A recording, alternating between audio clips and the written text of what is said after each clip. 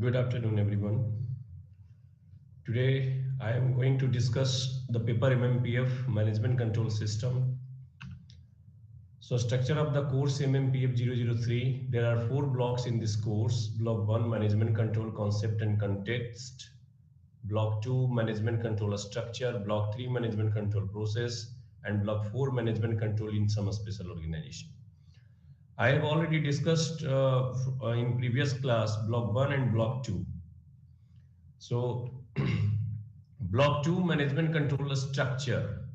So, management controller structure paper has some units like Unit 4, responsibility center, Unit 5, cost centers, Unit 6, profit centers, Unit 7, investment centers, and Unit 8, transfer pricing. So, now I am going to discuss Unit 6, profit centers. So, what are the objectives of profit centers?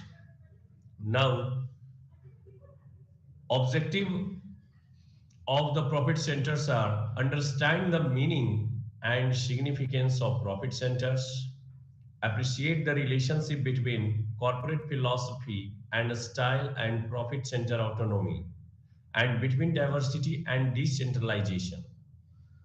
So understand the rationale behind the establishment of profit centers and distinguish between genuine and artificial profit centers.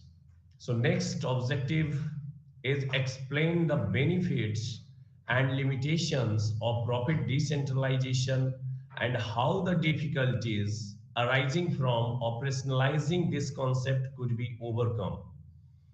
So next one is appreciate the popularity and motivational value of profit centers. Describe the various methods for measuring profitability of profit centers. Understand the process and issues involved in setting up profit targets, budgetings, reports, and analysis of profit center results. And the last one is explain the aspect and issues involved in performance appraisal.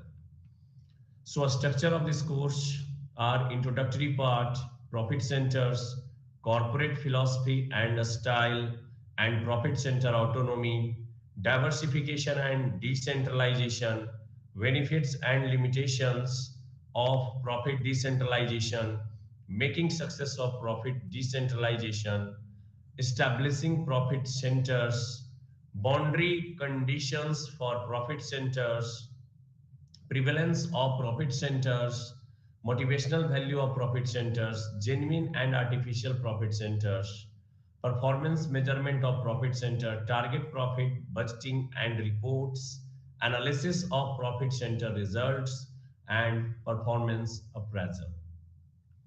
So the introductory part of this subject, a profit center. What do you mean by profit center? What is profit center? So a profit center refers to a branch, unit, or division of a company which directly adds or which normally adds to the bottom line or profits of the company as a whole. The term cost center was coined by Mr. Peter Drucker.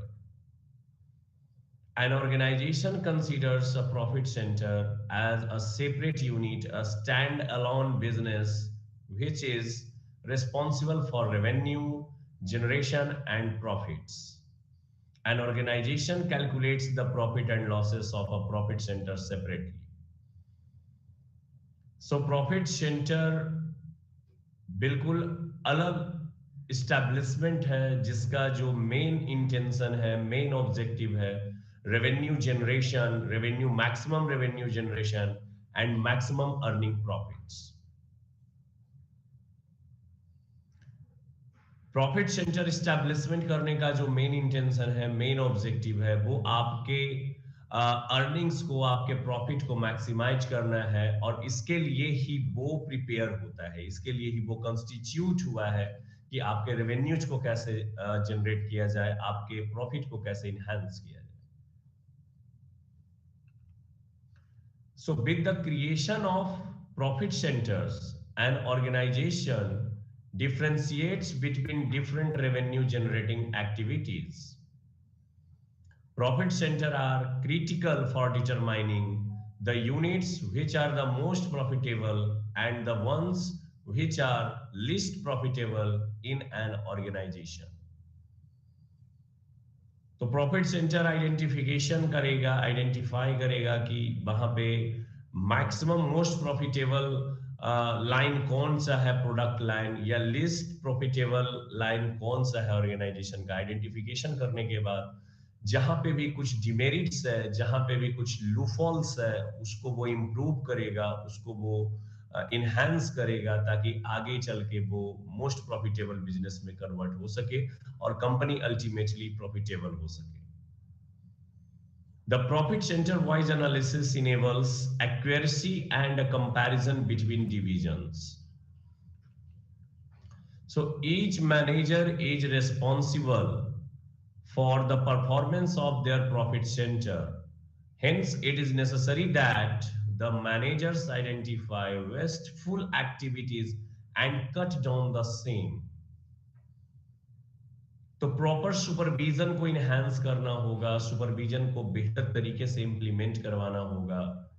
जहां पे unnecessarily cost engage हो रहा है, जहां पे unnecessarily efforts लगाए जा रहे हैं, उनको वहां से कट डाउन करना है, उसको वहां से हटाना है, रिमूव करना है। और जितने भी वेस्टफुल एक्टिविटीज हैं, जिनका कोई मकसद नहीं है, कोई इंटेंशन नहीं है, बेवजह ही इन्वॉल्व है वहां पे, उन एक्टिविटीज को भी वहां से खत्म करना है, रिमूव करना है। The managers can also alter the nature of activities or increase the bandwidth for certain activities. On an overall basis, the managers need to increase the sales and profits of their division. तो जो भी activities है उसमें profit centre alteration कर सकता है। Alteration in in in context of positivity, in context of better performance. So कुछ activities के लेंथ को वो इनहेंस कर सकता है, कुछ को शॉर्ट कर सकता है according to better performance. So corporate philosophy, next topic on the screen is corporate philosophy, style and profit center autonomy. So what do you mean by corporate philosophy, style and profit center autonomy? So autonomy is a dynamic concept and may not be the same for all the times. Further, the autonomy of one manager may be different from the other in terms of quantity and quality, even though they are managing similar kinds of unit.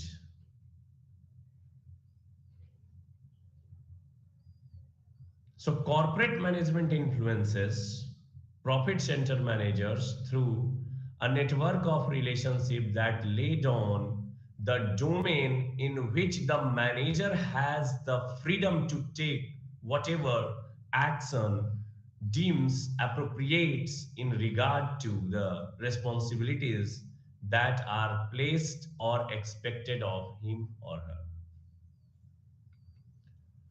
So, screws are on managers. The managerial style consists of several personal variables that influence the behavior of corporate management. So, जितने भी managers styles हैं, manager का काम करने का जो तरीका है, वो पर्सन टू पर्सन चेंज हो सकता है, because person to person vary करता है, मेंटलिटी वैरी करता है, साइकोलॉजी अलग है। तो जो बिहेवियर है और काम करने का जो तरीका है, जो वर्क स्टाइल है, वो चेंज करेगा person to person, manager to manager. इसके पीछे उनका पर्सनल एफर्ट्स हो सकता है, पर्सनल कॉन्टेक्स्ट हो सकता है, उनकी लिटरेसी लेवल क्या है, उनका बैकग्राउंड कैसा रहा है। So there are so many factors to influence a manager's behavior. So these variables include The desire of the corporate manager to be involved in the details of the business of units and their day-to-day interaction with profit center managers. सो यहाँ पे variable एक काफी important हो सकता है जो influence कर सकता है मैनेजमेंट डिसीजन को. कॉर्पोरेट मैनेजर्स का desire to be involved in the details of the business of unit and their day to day interaction with profit centre managers. General manager, general manager in the sense of marketing manager, human resource manager, R&D manager, etc. और उनके profit centre के manager के बीच का interaction कैसा हो रहा है, किस तरह से चल पा रहा है, किस तरह की स्ट्रैटेजी को फॉलो किया जा रहा है, ये सब आपस में इंटरेक्शन करना होगा. The level of trust and confidence the corporate management has in the ability and experience of managers. तो एक्सपीरियंस और एबिलिटी के बेस पे यहाँ पे हम लोग कॉर्पोरेट मैनेजर को कॉन्फिडेंस में और ट्रस्ट में ले सकते हैं. उनके लेवल को हम जज कर सकते हैं कि वो कितने ट्रस्ट वर्दीनेस है, कितने उनके कितना कॉन्फिडेंस है, और ये आपका एक्सपीरियंस और एबिलिटी को शो करता है. आप जितने एक्सपीरियंस्ड होंगे, आप में जितनी एबिलिटी होगी, आप उतने ही स्टेबल होंगे, आप उतने ही कॉन्फिडेंट होंगे, आप उतने ही ट्रस्ट वर्दीनेस होंगे. So next topic on a screen is diversification and decentralization. So autonomy is coextensive with the strategy of diversification. That is, more the enterprise diversified, more the autonomy its units tend to have.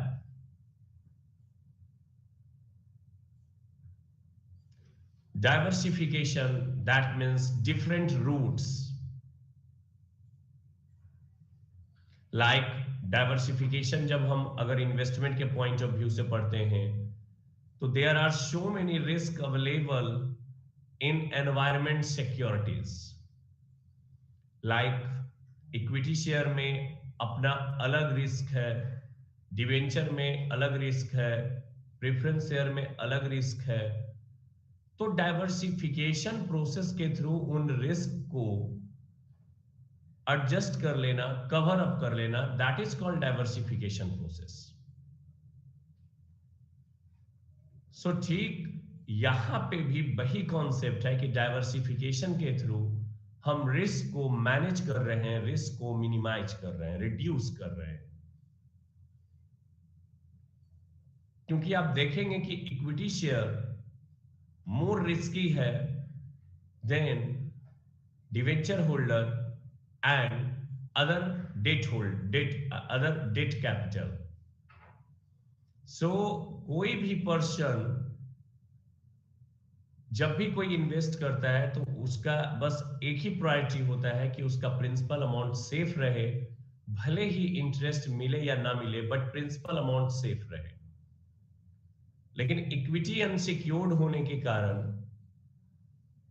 वहां पे वो safety नहीं मिल पाती है, principal amount भी आप वहां पे नहीं सेव कर पाएंगे. सो इंडिविजुअल्स डिफरेंट इन्वेस्टमेंट ऑप्शन को सिलेक्ट करता है जो कुछ रिस्की है और कहीं पे लिस्ट रिस्की है. एंड नॉर्मल स्टेटमेंट है फाइनेंस का कि नो रिस्क नो गेन. आप रिस्क नहीं लेंगे तो आपको मैक्सिमम प्रॉफिट नहीं मिलेगा. तो आप कुछ पोर्शन रिस्क को लेते हैं और कुछ पोर्शन को ऐसी जगहों पे इन्वेस्ट करते हैं जहां से फिक्स्ड इंटरेस्ट आपको मिलता है.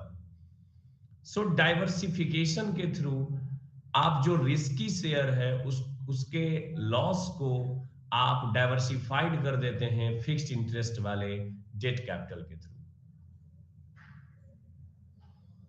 So diversification tends to bring about the establishment of almost autonomous or semi-autonomous, as they are usually called, business units, divisions, which have within them both the major functions of manufacturing and marketing.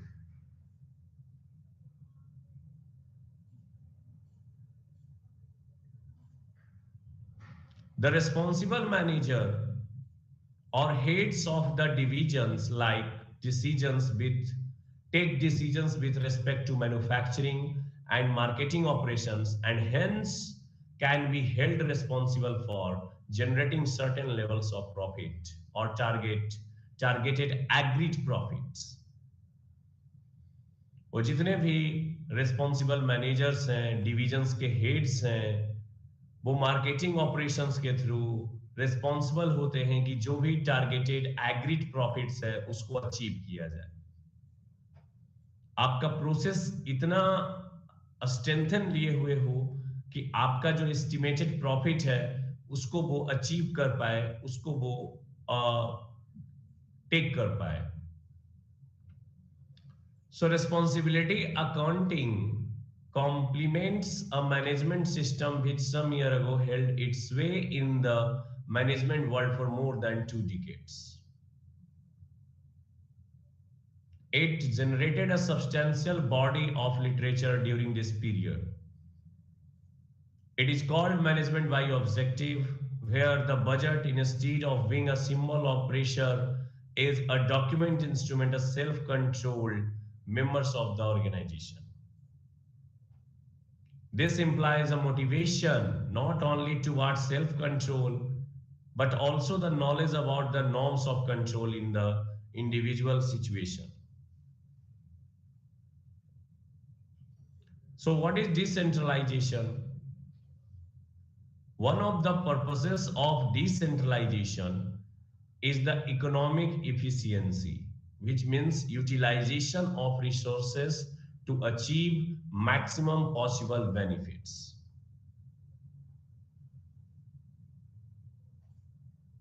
तो decentralisation का एक ही purpose है कि economic efficiency को achieve किया जाए, जिससे utilisation को मैक्सिमाइज कर दें, रिसोर्सेस को मैक्सिमम यूटिलाइज आप करें और पॉसिबल बेनिफिट्स में उसको कन्वर्ट कर दिया जाए।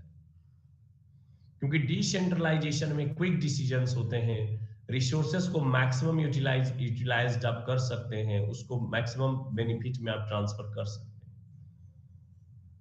So if a segment is to be economically efficient, it should follow the same patterns of behavior that are found in independent entities competing against each other. So when profit responsibility, which otherwise exists at the corporate or highest level, percolates down to the business unit or divisional level, the process is known as profit decentralization.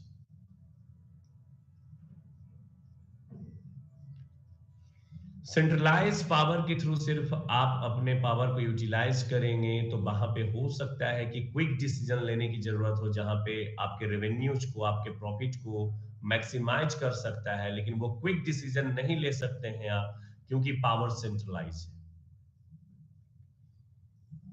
तो profit centre के through power को decentralise किया जाता है ताकि quick decision ले सकें और रेवेन्यू जनरेशन और प्रॉफिट को इनहैंस कर सकें।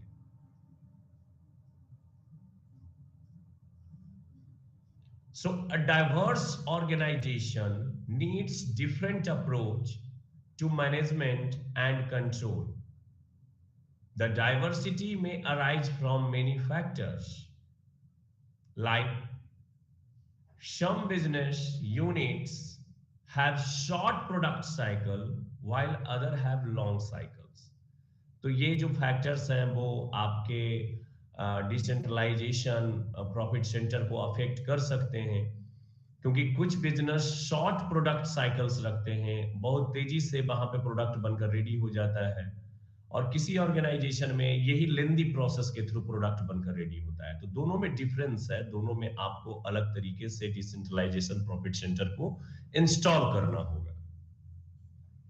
So some units are serving consumer markets while other the original equipment manufacturers. So कुछ यूनिट्स हो सकते हैं जो कंज्यूमर मार्केट को डील करते हों और अदर इक्विपमेंट मैन्युफैक्चरर को प्रोवाइड करते हो, और कुछ कस्टमर से, कंज्यूमर से जुड़े हुए बिजनेस है, कुछ मैन्युफैक्चरर से जुड़े हुए बिजनेस है, तो यहाँ पे भी आपको डिसेंट्रलाइजेशन कॉस्ट सेंटर को वो अफेक्ट कर सकता है कि आप मैन्युफैक्चरर के सप्लायर हैं या आप कंज्यूमर के सप्लायर हैं। Some units are serving domestic markets while others international markets. It is the other factor to affect the decentralization cost center. कुछ यूनिट्स सर्विस प्रोवाइड कर रहे हैं डोमेस्टिक मार्केट में और कुछ ऐसे यूनिट्स हैं जो कि सर्विस प्रोवाइड कर रहे हैं इंटरनेशनल मार्केट में, ग्लोबली वो ट्रांजिशन कर रहे हैं, ग्लोबली ट्रेडिंग कर रहे हैं। तो दोनों के इंफ्रा में डिफरेंस हो सकता है और प्रॉफिट सेंटर को इंस्टॉल करने के लिए आपको अलग अलग तरीके का इस्तेमाल करना हो सकता है। Some units have labor intensive production while other have material intensive. कुछ यूनिट्स लेबर इंटेंसिव हो सकते हैं तो उनके लिए अलग प्रॉफिट सेंटर आपको इंटेंशन, उसका ऑब्जेक्टिव अलग रखना होगा। वहीं पे अदर्स मटेरियल इंटेंसिव हो सकते हैं, मटेरियल को ज्यादा प्रायोरिटी मिलता है, मटेरियल को ज्यादा इन्फ्लुएंस करते हैं। So some units are operating in regulated market while other in unregulated market. कुछ ऐसे प्रोडक्ट्स हो सकते हैं किसी ऑर्गेनाइजेशन के, किसी कंपनी के, जो कि रेगुलेटेड मार्केट में ऑपरेट हो रहे हैं, और कुछ ऐसे हो सकते हैं जो अनरेगुलेटेड मार्केट में वर्क कर रहे हो। तो दोनों के बीच में प्रॉफिट सेंटर इंस्टॉलमेंट सिस्टम को अलग अलग तरीके से आपको करना होगा। इनके प्रायोरिटी को ध्यान में रखते हुए आपको अलग तरीके से सॉल्व करना होगा। Some units have their objectives as harvest, de-waste, while some other have invest, grow, etc. कुछ ऐसे बिजनेस है जो इनका ऑब्जेक्टिव होता है डिवेस्टमेंट का, हार्वेस्टिंग का, लेकिन कुछ ऐसे बिजनेस है जो इंटरेस्टेड होते हैं इन्वेस्टमेंट करने में, ग्रो करने में। And the last one is some units have many competitors while some others have few or a small number of competitors. So अगर किसी प्रोडक्ट के कॉम्पिटिटर्स बहुत ही ज्यादा है मार्केट में, तो वहां पे आपको प्रॉफिट सेंटर का इंटेंशन, ऑब्जेक्टिविटी, इंटेंसिटी को हाई रखना होगा, अलग तरीके से स्ट्रक्चर्ड करना होगा। लेकिन अगर आप वहीं पे जहां पे स्मॉल नंबर ऑफ कॉम्पिटिटर्स है, ज्यादा कॉम्पिटिटर्स नहीं है किसी बिजनेस के, तो वहां पे इजी वे में आप प्रॉफिट सेंटर्स को डेवलप कर सकते हैं और उनका इंटेंसिटी जो होगा वो उतना हाई नहीं रहेगा, उतना फास्ट नहीं रहेगा। So there are some factors to influence the decentralization cost center. Next topic on your screen is benefits and limitations of profit decentralization. Profit decentralization का क्या benefits हो सकता है, क्या limitations हो सकता है? Better understanding about firm's ultimate objectives.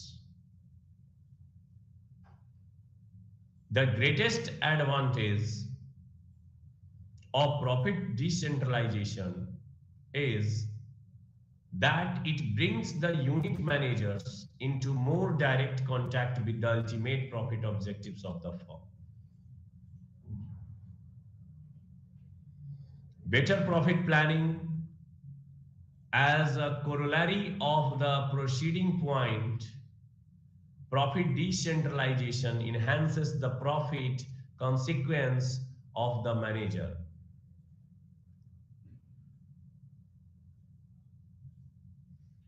Better morale and motivation. Profit decentralization has a stimulating effect on the morale of the key man in each of the units designated as profit center. क्योंकि यहाँ पे आप जो decentralisation का concept लेके चल रहे हैं, तो यहाँ पे जो डेलीगेशन है, पावर का जो डेलीगेशन है, वो छोटे छोटे लेवल पे भी हो जाते हैं। तो लोगों को ऐसा फील होता है कि नहीं, पावर हमारे पास भी है, हम भी यूटिलाइज कर सकते हैं अपने पावर को और ऑपरेट कर सकते हैं अपने काम को। सो इससे moral of the key man काफी हाई रहता है, एक आम आदमी को ज्यादा मोटिवेटेड रखता है। So next one is better quality of managerial decisions. Perhaps the most important benefit is its potential for improving the quality of managerial decisions. तो मैनेजरियल डिसीजन को बेटर क्वालिटी में कन्वर्जन करता है, उनके डिसीजन को enhance करता है, decision को बेटरमेंट की ओर लेके जाता है, क्योंकि उनको अपने काम में मेन फोकस्ड होते हैं, क्योंकि वहां पे सेंट्रलाइज पावर ना रहने के कारण उनके ऊपर ओवरलोडेड वर्क कम रहता है, ओवरलोडेड डिसीजन कम रहता है। सो वैसे में वो अपने डिसीजन को बेटर पोजीशन तक लेके जा सकते हैं। More attention by corporate management on a strategic aspects.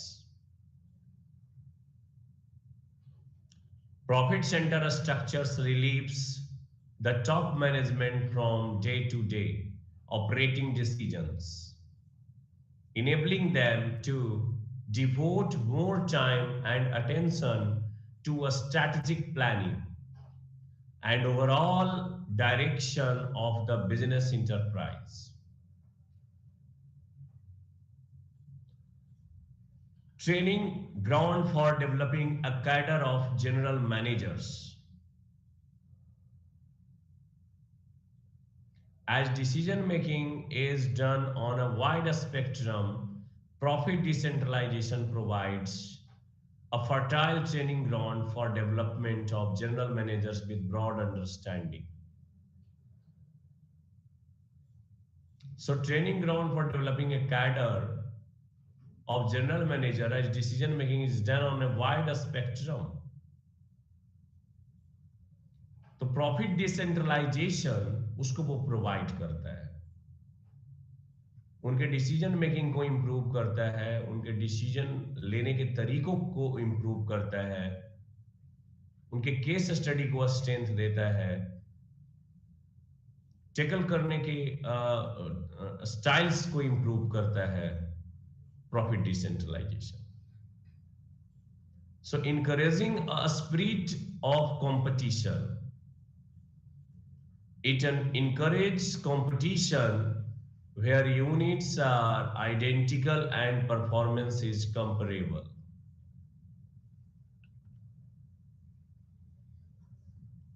So next topic, these are the benefits and limitations of the decentralization profit centers. Costly form of organization, difficulties with and limitation of profit decentralization profit center. सो कौन कौन से difficulties हो सकते हैं, कौन कौन से demerits हो सकते हैं जो आप प्रॉफिट डिसेंट्रलाइजेशन सेंटर को इंप्रूव नहीं कर पा रहे हैं अपने सिस्टम में, अपने ऑर्गेनाइजेशन में। So first one is costly form of organisation. अगर आप अलग प्रॉफिट डिसेंट्रलाइजेशन प्रॉफिट सेंटर को आप इंस्टॉल करना चाह रहे हैं अपने सिस्टम में, अपने ऑर्गेनाइजेशन के अंदर आप उसको डेवलप करना चाह रहे हैं, तो आपको अलग से एम्प्लॉयज को एम्प्लॉयड करना होगा। वहां पे अलग सिस्टम को पूरी तरीके से आपको कॉस्ट इनकर हो जाएगा कि अलग सिस्टम को किस तरह से आप ऑपरेट करेंगे, इससे आपके एक्सपेंसेस इंक्रीज करेंगे। So administratively, such a structure may turn out to be an expensive form of organization. So second one is necessary restraint difficult. In theory, a company creates profit centers because it has decided to delegate more authority to managers of the operating units. लेकिन आप delegation जितना ज्यादा करेंगे, आप power को जितना ज्यादा distract करेंगे, डिस्ट्रीब्यूट कर देंगे, आपको कंट्रोलिंग करने में उतनी ही मुश्किल हो सकती है। सो रीअस्टेंट डिफिकल्टीज आने की चांसेस बढ़ सकती है. Next one is frictions and dysfunctionality. The profit center system may give rise to certain complications and frictions within the organization. A tendency of dysfunctional decision making may be observed.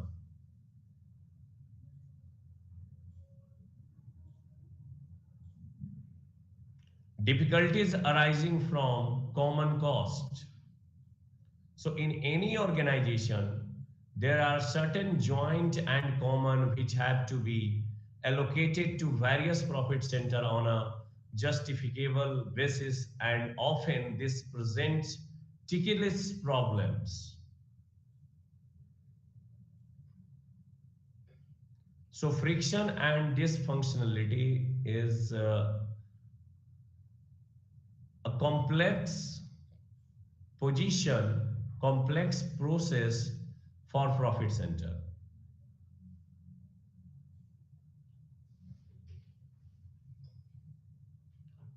Because the objective of profit center and the objective of organization both are different aspects. So हो सकता है कि organizational objective और profit center objective के बीच में conflict हो सकता है और आगे चल के dysfunctionality का reason बन सकता है.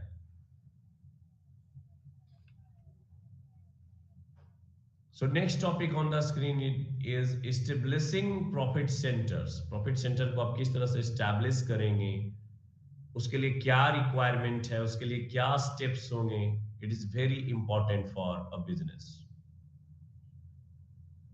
So profit centers are established as a result of the decision of the top management. That is, profit centers come into being because the top management thinks that it would be a good idea to designate all or some units of the organization as profit centers, and hence it creates such entities. Some points to be noted: that is, the manager must have the relevant information to make such trade-off decisions. And there should be some way to measure how effectively the manager is making the trade-offs. So in case these two conditions are not met, the units are not the natural candidates for establishment of profit centers. It the management may. So an efficient profit center should have the following characteristics: operational independence. The manager should have control over its operations and be free to make decisions concerning such questions as the volume of production, methods of production, product mix, etc.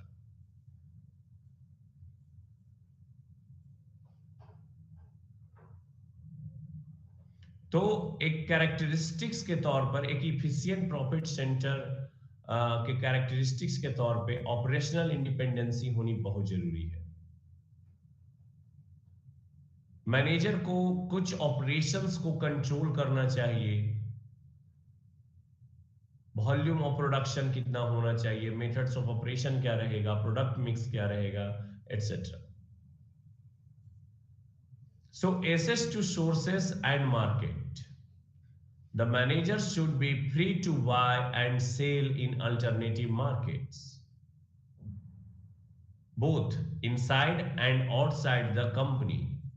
Where freedom to trade is absent, the buying or selling profit center manager have little incentive to reach decisions. So आपका efficient profit centre ऐसा होना चाहिए जिसमें sources और market को assess करने की capability होनी चाहिए, कैपेसिटी होनी चाहिए.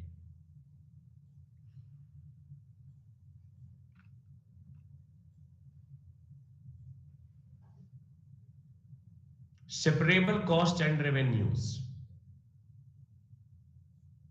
Next characteristics of efficient profit center is separable cost and revenues. The profit center should have costs and revenues that are separable from other segment of the company. It should be able to identify all costs and revenues which are measurable. So next one is management intent. A profit center should be established only when the overall goal of management is profits for the segment and the management has the intention to treat the segment this way.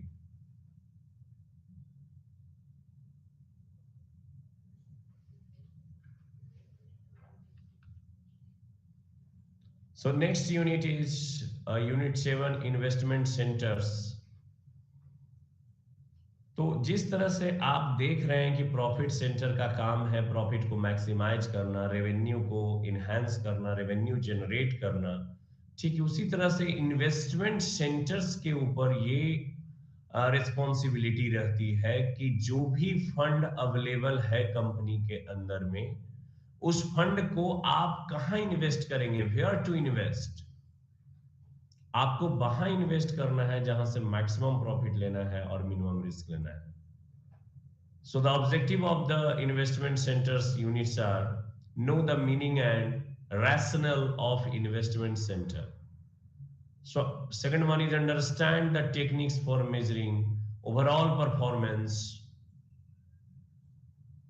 of investment centers and differentiate between return on investment and RI with their underlying implications. Develop an appreciation for the issues involved in measuring the investment base. Comprehend the alternative methods for valuation of assets for determining the investment base.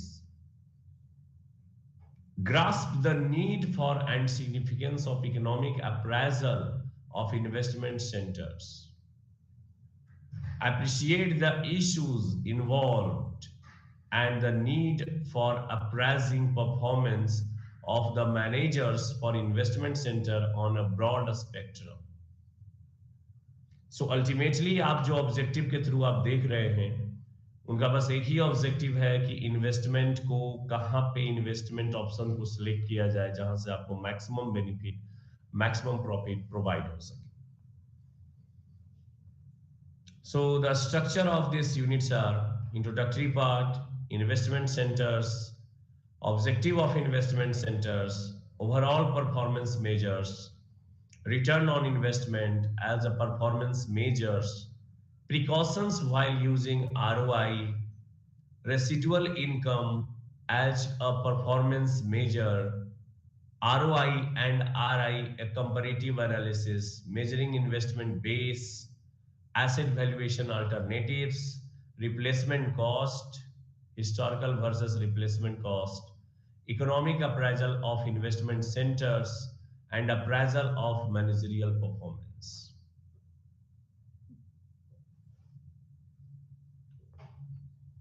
So introductory part of this section, what is investment center? So investment center is a unit of the organization whose manager is responsible not only for inputs, that is operating cost, and outputs, revenues, or for producing a profit, but also for the assets employed. ना सिर्फ cost को आपको operating cost को manage करना है, ना सिर्फ revenues को मैनेज करना है, बल्कि आपके पास जो एसेट्स अवेलेबल है उनको आपने एम्प्लॉयड कहां पे किया है, कहां पे उनको इन्वेस्ट किया है, that's matter. So there is not much difference between profit centre and investment centres. Investment centre in fact are profit center which extended responsibility for effective utilization of investment, that is responsibility for a return. So profit centre पे भी वही काम हो रहा है जो investment centre पे है, बट इन्वेस्टमेंट सेंटर का जो फंक्शन है वो प्रॉफिट सेंटर के साथ साथ आपको मैक्सिमम यूटिलाइजेशन करना है अपने इन्वेस्टमेंट पे, इफेक्टिव यूटिलाइजेशन करना है आपको अपने इन्वेस्टमेंट पे। तो ये एडिशनल रिस्पॉन्सिबिलिटी इन्वेस्टमेंट सेंटर के ऊपर रहती है।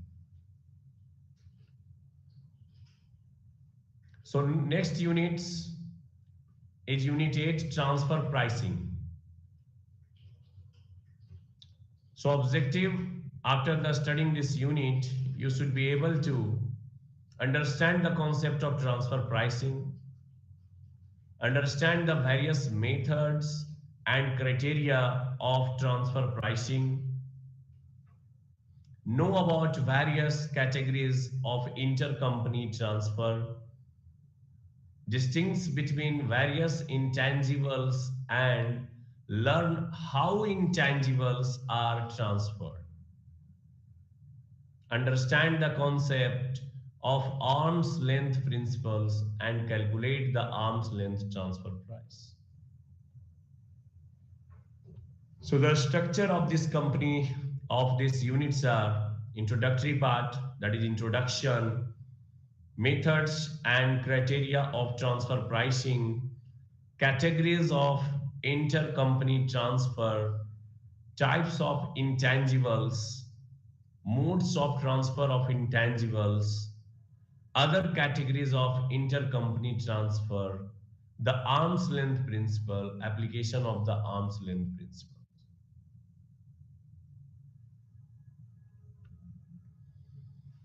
So what is the motivations for TPM, transfer pricing method? It is not just the corporate tax differential that induces organizations to manipulations in transfer pricing. Some of the other reasons are: first, high customs duty leading to under invoicing of goods.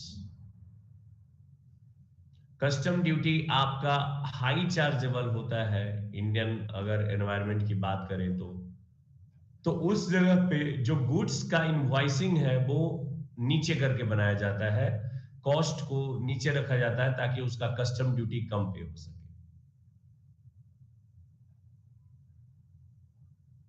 Second one is restriction on profit repatriation leading to over invoicing of raw materials etc transferred from parent country, hence compensating for locked foreign exchange. It is also short name is forex. Ownership restrictions like insurance sector, since this leads to less than justified returns on the technology or knowledge invested in the JVMNs, multinational enterprises, circumvent in through overcharging or royalties for technology, etc. तो जब भी आप transfer pricing की बात करते हैं तो जो भी टेक्नोलॉजी है उसको अगर ट्रांसफर किया जाता है तो वहां पे आपको रॉयल्टीज देनी पड़ती है। तो रॉयल्टीज जब भी आप पे करते हैं, टेक्नोलॉजी जब भी आप परचेज करते हैं तो रॉयल्टीज के अमाउंट से उसका कॉस्ट ऑफ प्रोडक्शन काफी इंक्रीज करता है। तो टेक्नोलॉजी जितना ही इंप्रूव्ड होगा कॉस्ट ऑफ प्रोडक्शन उतना इंप्रूव्ड हो सकता है, या वाइस वर्सा जितना टेक्नोलॉजी इंप्रूव करेगा आपका मैनुअल कॉस्ट कम जाएगा और अल्टीमेटली कॉस्ट ऑफ प्रोडक्शन भी रिड्यूस हो सकता है। Effects of TPM on Nations. One primary effect is the loss of government tax and custom duty revenues. Loss of tax revenues in this form leads to a burden of the rest of the population through overtaxation and or borrowing by the government, which becomes essential to meet expenditure requirements. तो transfer pricing का एक effect ये हो सकता है nation के ऊपर कि जैसे ही टैक्सेशन को आप जैसे ही लिस्ट इनवॉइस करके टैक्सेशन को सेव करते हैं तो गवर्नमेंट जो टैक्स का बर्डन है वो अल्टीमेटली पॉपुलेशन के थ्रू वो जनरेट करना चाहेगी और टैक्स रेट को इनहेंस करने से नहीं चूकेगी क्योंकि गवर्नमेंट के पास भी अपनी एक्सपेंडिचर्स होती हैं अपने खर्चे होते हैं तो वहां पे अगर आप किसी तरह का टैक्स इवेजन करते हैं टैक्स की चोरी करते हैं तो वहां पे गवर्नमेंट एक्शन ले सकती है और अल्टीमेटली पॉपुलेशन को ही फिर पॉपुलेशन के थ्रू ही वो टैक्स को कलेक्ट करके अपना काम चलाएगी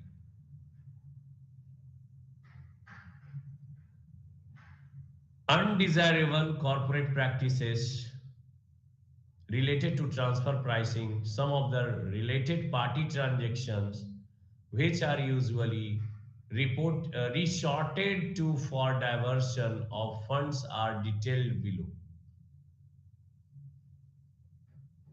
A purchase of goods or services from a related party at little or no cost or at inflated prices to the entity.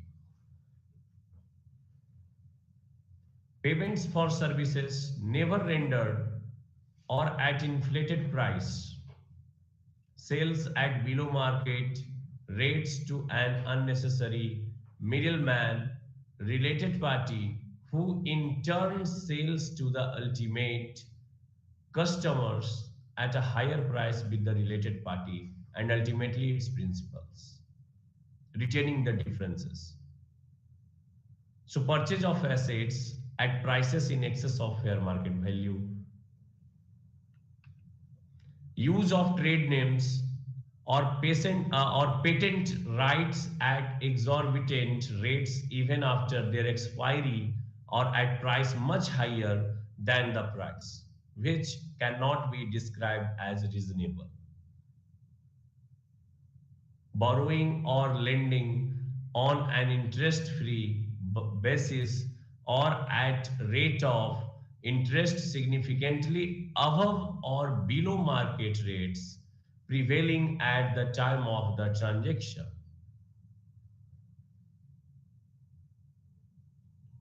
Exchanging property for similar property in a non-monetary transaction. So selling real estate at a price that differs significantly from its appraised value.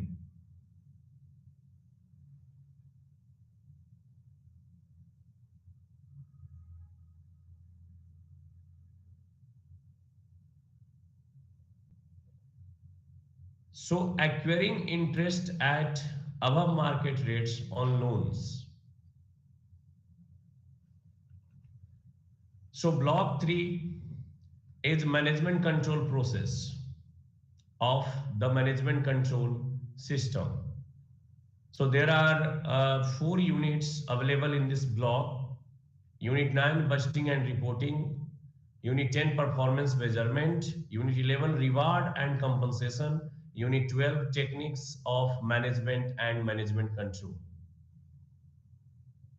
So Unit 9 is budgeting and reporting. It is very important topic of management control process.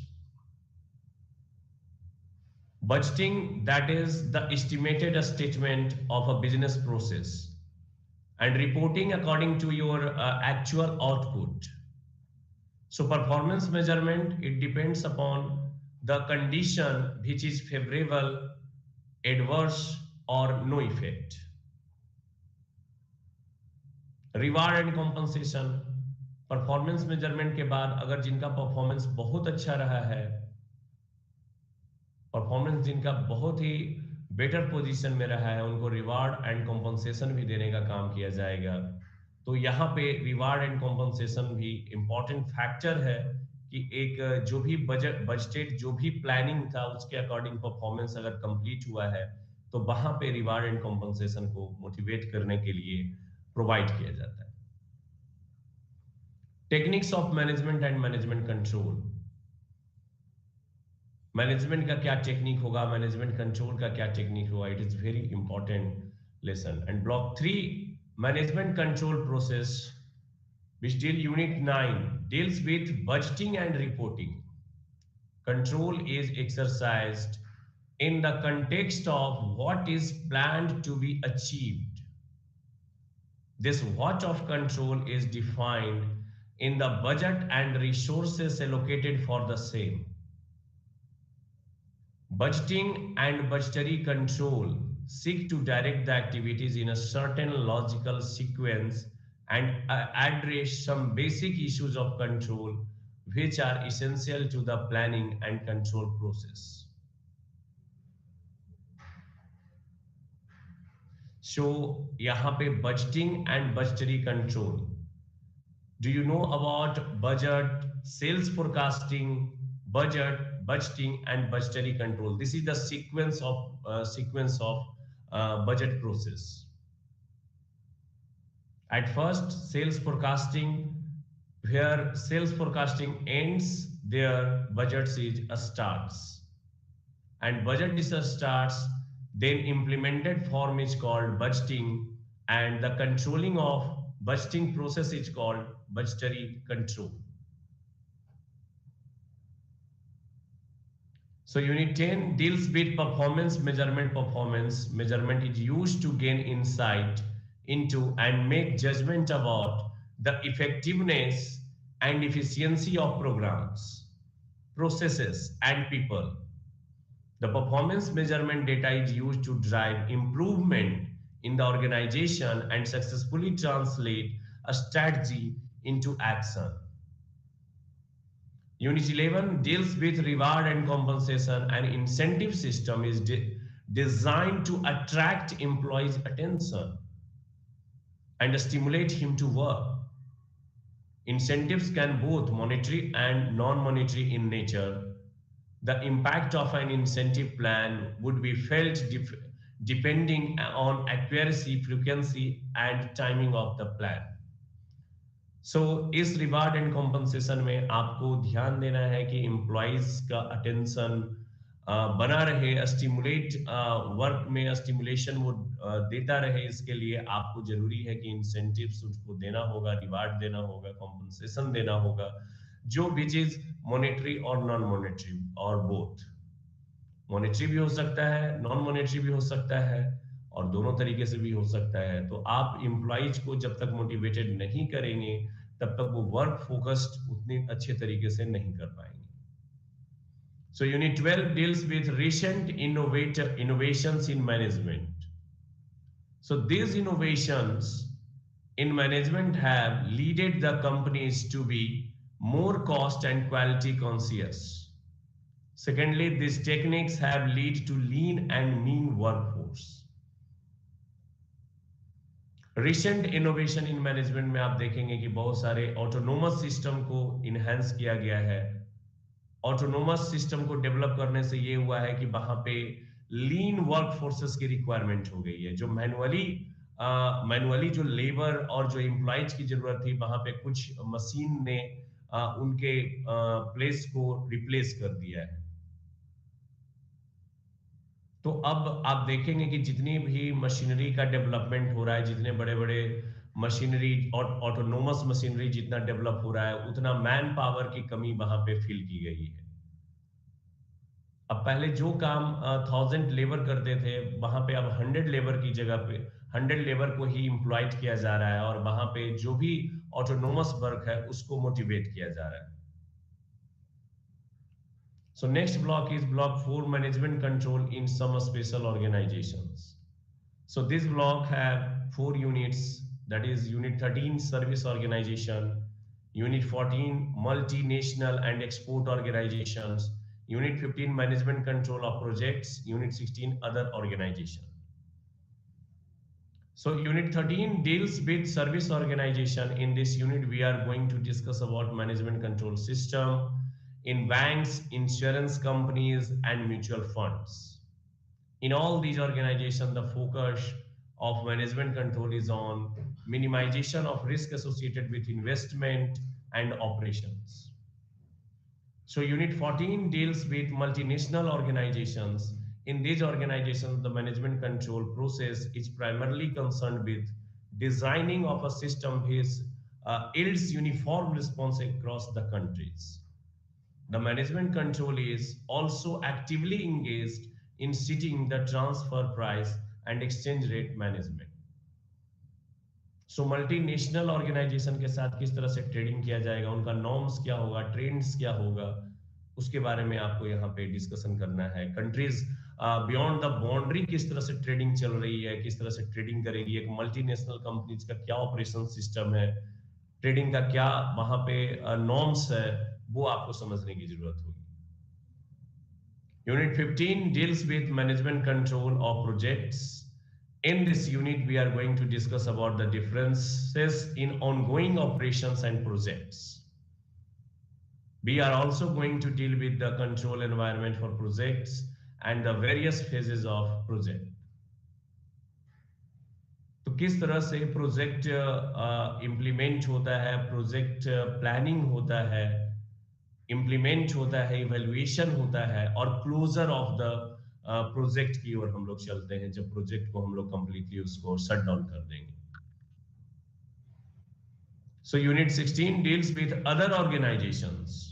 In this unit we are going to discuss about management control system in development organization, small, medium enterprises and knowledge organizations. So different organisation system में किस तरह से वहां पे control system को develop किया जाएगा, किस तरह से मैनेजमेंट कंट्रोल के टेक्निक को यूज किया जाएगा, वो आपको समझना है उसमें। एक नॉर्मल ऑर्गेनाइजेशन का जो प्रोजेक्ट होता है और एक जो आपके नॉलेज ऑर्गेनाइजेशन का जो प्रोजेक्ट होता है, both are different thing. General business या जनरल ऑर्गेनाइजेशन के कंसर्न में जो प्रोजेक्ट होता है उसका प्रोजेक्ट लाइफ साइकिल्स हो सकता है कि कुछ लेंदी हो सकता है rather knowledge organisations,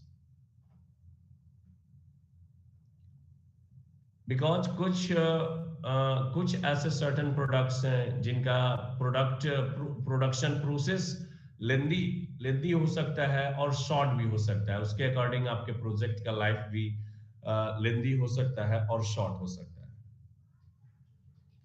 so service organization, that means that organization which provides services to general society, to general people।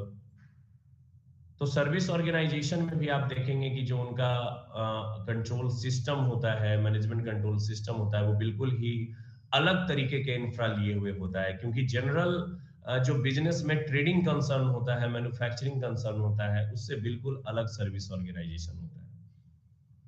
Service organisation में आपको सर्विस प्रोवाइड करेगा, तो सर्विस प्रोवाइड करने से रिलेटेड जितने भी सर्विस प्रोसेस लेंथ है उनको आपको देखना पड़ेगा, उसके अकॉर्डिंग आपको मैनेजमेंट कंट्रोल सिस्टम को इंप्लीमेंट करना होगा। ठीक इसी तरह से आपको banking company, insurance companies and mutual funds companies. Mutual funds company, it is a mutual fund company used a technique for diversification of investment technique. I have already discussed in previous class or in previous moment what is the diversification. So these are the system of management control system. So thanks for watching, and I will discuss in next class for new paper. Thank you.